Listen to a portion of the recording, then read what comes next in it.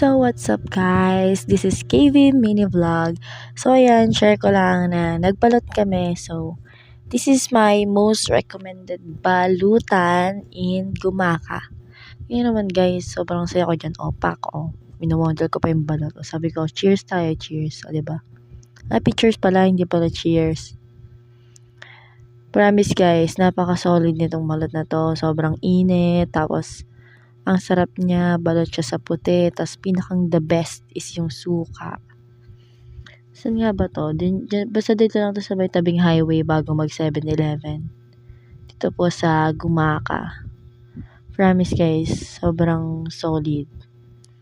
25 pesos siya. Diba, mahal na ng balot ngayon. Dati 14 pa yan eh. Ayan, chismis na ako dyan guys. Tingnan nyo naman, halos inumin ko na yung suka.